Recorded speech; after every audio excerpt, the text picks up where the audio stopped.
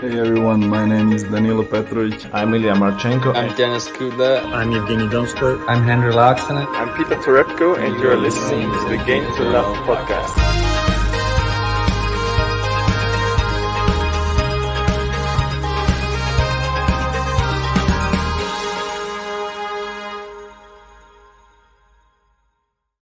Hey, welcome back, tennis fans. We are bringing you our draw reaction for the women's Roland Garros draw right now. We didn't have time, unfortunately, yesterday to bring it to you. We only had time for the men's. So this will just be our initial reaction to the draw on the women's side. So, mate, I've had a quick, brief look. I've not looked fully, but I've seen some crazy matchups already on this women's draw.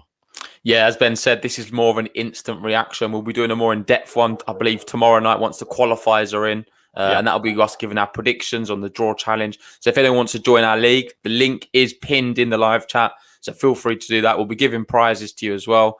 But this women's one's interesting. There's a lot of possibilities here.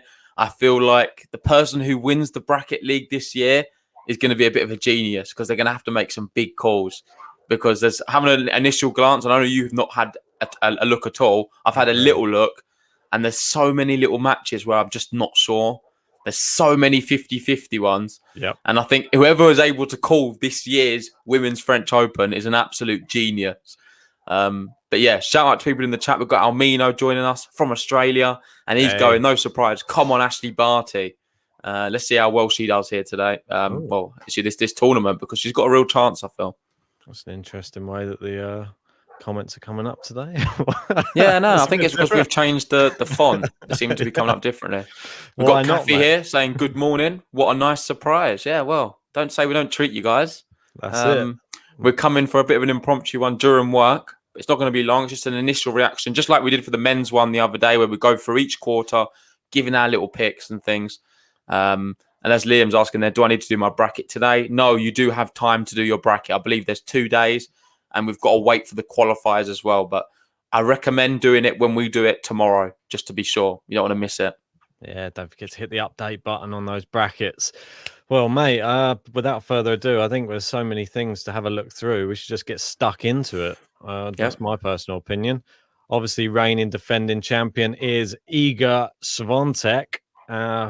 We'll get to her in a minute, but number one seed is obviously Ashley Barty, the most consistent player on tour. I didn't include her inside my top 5 just for worry of injury. I know that she did have 2 niggles. She had, I think, a shoulder one and a leg one as well coming into this one. I'm not sure the exact extent of either, but just as a precaution, I went away from Ash Barty. If she's fit, I think she's going to be one of the ones who can make it all the way, though. That's my personal opinion. I think it's a tough section for her. I don't think Barty's got an easy draw at all. No. You've got Coco Gauff in there. I believe Coco beat Ashley Barty recently. And that was the match where she was slightly injured. Did she retire from that one, was it? Yeah, but she was a set-up against, and then she retired against Coco Gauff. So, yeah. We say Coco Gauff beat her. She was just there, I feel like, and but she still did all right. She had a good tournament. She played well. And I'm not that convinced in Ashley Barty with an injury in this section. I think it's tough. You've got Brady, obviously just reached the Grand Slam final, not particularly great on clay, so you could think. Fiona Ferro, how good she on clay. Putin Saver, Ons Jabeur, and of course Coco Gauff. I think it's a tough section. It really is. And as much as I've got Ashley Barty in my top 5, I think it's going to be tough she gets out of it. I'll be honest. I know she's the one to watch. She's the world number 1, and when she's on, she's the most consistent player there is. If any of these have an off day, she'll take this section. But regardless of that, I think it's going to be really tricky. Looking at, say, Novak Djokovic's draw as the world number 1 seed on the men's side, I think he's got a lot easier section than, say, Ashley Barty here. Yeah, if you compare the two. I mean, you wouldn't really want to have, like, it's like you were saying yesterday, that it's the names in white that ought to worry you as well. And when you've got Fiona Ferro as a white name in there, that's not a good person to have. And Shea as well, mate. Shea Su Wang, mate. She's in there with her chop. She's up against the Wang, though. Kiang Wang, the good Wang. I'm not sure what Shea's like on clay, but I feel like if she's going for a lot of drop shots, she's not someone you'll want to play. No, exactly. You got Chloe Paquette's there as well, French girl. So you got to watch out for the French players as well in this tournament. They can spring the upsets, and if there's going to be fans, they delay the tournament to have more fans there. I think it's going to help these French players, especially on the men's side as well. I'm hoping for a Gael Monfils resurgence, mate. But anyway, we'll move down to the next section. It is the Plisk, mate. Fresh off of a section. Fresh off a drubbing, a double bagel drubbing by Swiatek in Rome. She'll be up against Donna Vekic. That's not a nice way to start your slam, is it? That's a horrible start. Yeah, and I'm going to be honest. I don't even want to talk about Pliskova first. The first name I want to talk about there is Carla Suarez Navarra. Incredible story. Just recovered from cancer. So proud, really, of what she's been able to achieve. What an amazing thing to see her back on the tour playing here. I'll be cheering her on the whole way. Well. I think it's going to be tough against Sloane Stephens to start off, but I think she can do it. She's a clay court through and through. Yeah, I've watched her at Wimbledon live. She's an amazing player. Really, really great player. So, mate, I wish the best for her. Everyone's going to be cheering her on, that's for sure, in this tournament. What an amazing story. So, yeah, all the best to her. Mukova, mate, that's another one that we need to keep an eye on. She obviously had a great run in the last tournament in the Australian Open. So she could be one to watch. Alexandrova, she's another one. Up against Venus Williams as well. It's an interesting one. And then my Czech girl, she's up against another Czech. You've got both the Plisks in the same bracket, mate, here in this same section. Will one of them get through? Well, I think we could see both of them crash out early doors, but Krejcikova, it's not an easy first round match because Kristina Pliskova's pretty good too on the clay. Yeah, so, and some other white names as well. Krejcikova is a white name. Anne Lee as well. I've unseeded one. I'm not sure what she's like on clay, I'll be honest, but I know how good she is on the hard court. So let's see how she gets on here. For me, the pick of the bunch is probably Svitolina if she's on. I think she can actually take this section. But it all depends on Mukova and Alexandrova. Pliskova, I've not got much confidence in. And in fact, if Suarez Navarra is to get through and we have, say, her versus Pliskova, I'm going to be 100% behind the Spanish. Mate, well, that's for sure. I think it's so hard to pick. I had a brief look, like I said, and I said to you, I think that this whole women's is a bit of a potluck draw, really. Any of these could go through. In that section there, it could be Krejcikova leading it. Could be Svitolina. Could be Pliskova if she turns up. Could be Mukova. I don't know. She doesn't do great in Grand Slams. I think she won't go through. You say it now, and then the GTL curse will strike, mate. So, yeah. Anyway, move on down to the next section. This is a horrible first round draw for Sofia Kenin. I'm sorry. Yelena Ostapenko in your first round. That's horrible, mate. Well, she got to the final here last year. She's not played very well this season to date on any of the surfaces. No. I think Ostapenko could even cause an upset first round, if I'm honest. We've got Pegula in there. This section's quite a good section for the for some of these players. You've got Pegula Sakari, who's playing a qualifier. She's got a little bit lucky there, I think. And then you've got Elise Mertens down there, your dark horse, I believe, of the Well, mate, I'm going to have to go for it. And I think, I don't know, I don't want to say too much, but I think Elise Mertens can get out of this little section. I know it's tough with Sakari there, but I think it's not that. There's a lot tougher. Yeah, I think this You got the banger there in the chat saying Ostapenko beats Kenin for sure. I think Pegula could have a really good run here as well, though. That's the thing. If she puts it together. Well, it's hard because we're going a bit of recency bias. She went out first round, didn't she? Yeah. Was that against Roos, I believe? Yeah. I think so, yeah. And we had her to win the tournament. So what do we know? Moving on down, we got Muguruza. She's got a tough first round match there. Marta Kostyuk. That's not an easy match. And you got Cerebres Tormo there in this section. Martic. She's just recently been to a final, I believe. Georgie. Kontaveit Golubik. Madlenovic. And this is what we need to talk about. The Iga Swiatek section. She's been given a really tough draw. For someone who's won the tournament last year, she's not been given any favours from Roland Garros whatsoever. Yeah. Kaya Yuvan, young promising player, very good on all surfaces. Very good. I don't like the look of it. No. She's got, I don't know, hopefully she can advance from there. But if she does, that next section to sort of advance to the quarterfinals, beating either a Muguruza or a Cerebres Tormo, Yeah, it's tough. It is scary. If you're Iga Swiatek, it's not been a great draw for her. No, it hasn't. And then think if you get past them, you could be facing potentially, obviously, in the next section. Well, she's on Barty's side. Let's be honest. We're not going to see Swiatek Barty final. It's another big thing to mention. All of these players will not be able to play each other on the final because they're the left-hand side of the draw. Yes. So another thing to consider when we're going through these names. Indeed, yeah. So move over to the bottom side. Was that the bottom of that one? Yeah, oh, God, that went quick. Mate. I know. So we got Naomi Osaka, and she's up against the Tig. Maybe the Tig has a chance here to cause the upset. What do you reckon? No, but I don't see Osaka advancing too far. Obviously, the big news with her is that she's come out and said she's doing 0 press conferences this year at Roland Garros. Yep. It's nothing against the event itself. She's just making a stand for mental health and saying that she doesn't want to be doing any press conferences whatsoever, and things need to change for when players lose a match. That she's saying journalists are too hot on them, and it's not good for their mental health. I don't know if you've had your say about it at all on the podcast, but not really, no, mate. I've seen a lot of people talking about it, a lot of people posting about it. I think it's really good that she's, if she's being affected by it, to speak out about it. Otherwise, nothing will ever get done about it. I know she said she's willing to be fined to miss them, and if that's what it has to be, does it set a bad precedent going forward, or does it set a good one? That's the question. Like, do other players, is everybody else going to go down the same route as well, or is? Well, I'm going to make quite a harsh stance then on it, because I feel like yours is quite moderate. For me, I don't like it at all, and I like Osaka as well. So this is coming from a big fan of hers. I don't like it for the simple reason you've got to have a little bit more respect for what the media do for tennis. Without them, these players would not be what they are. They allow for their matches, everything to be on a big occasion, and for people to be able to be broadcasted from all over the world. And for me, I don't like the stance she's taken. I think it's not a very good mentality. You've got to respect. No one knows how she's feeling. So that's why I'm not against her as an individual, and she's entitled to do whatever she wants to do.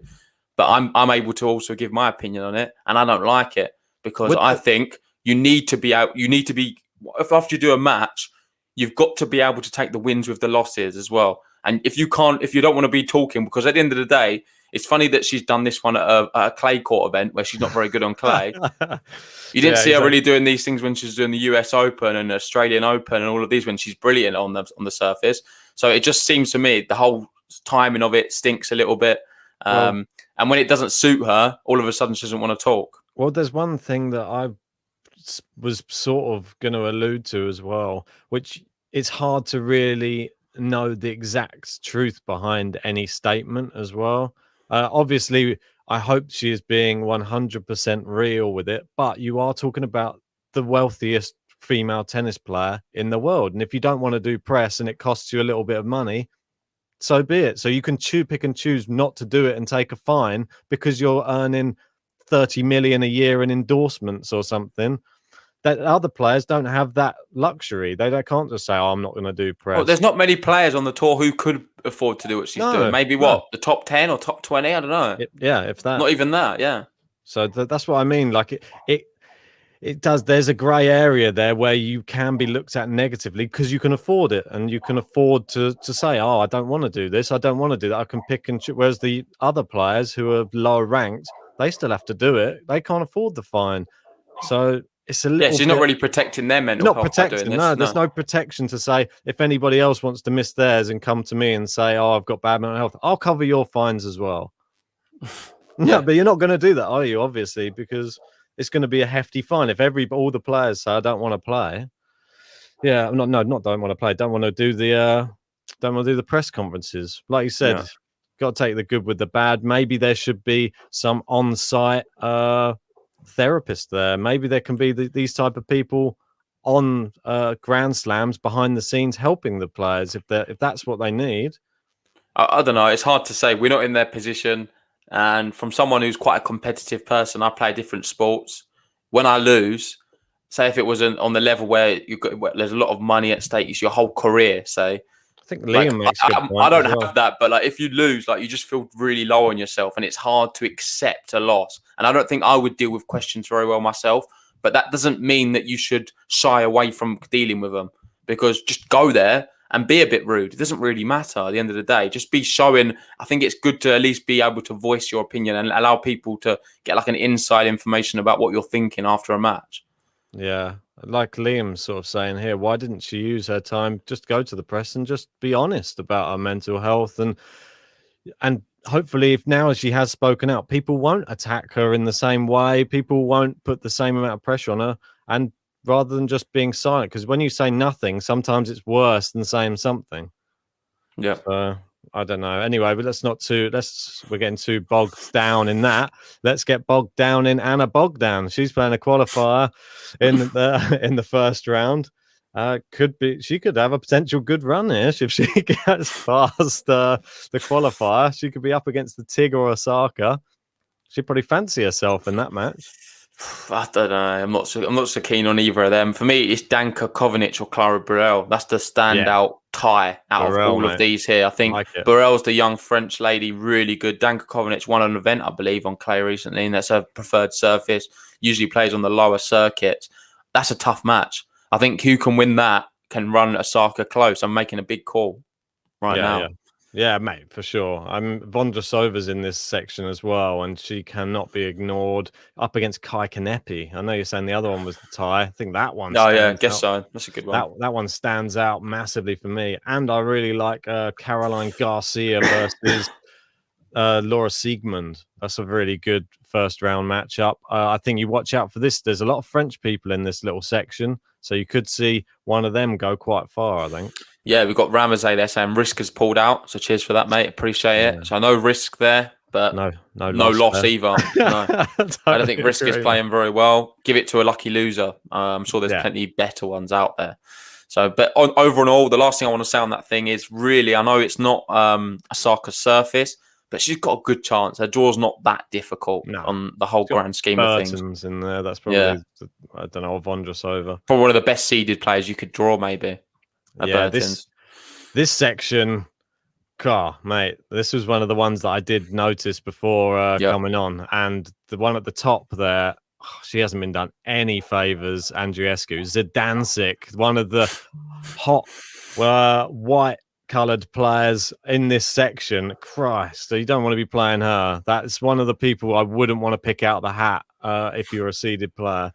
So Dancic can cause her all sorts of problems. Well, I think the bottom man's even worse. Look at Podoroska. I know. So you've got Podoroska drawing against Bencic. Bencic must be dreading it. The 10th seed has got Podoroska in her opening match. Obviously, Podoroska made the semi-final here last year. Really burst on the scene. She loves it here at Roland Garros. Yeah. And mate, if I'm Bencic, I'm actually really upset with that draw. I think it's going to be a real challenge for the first time.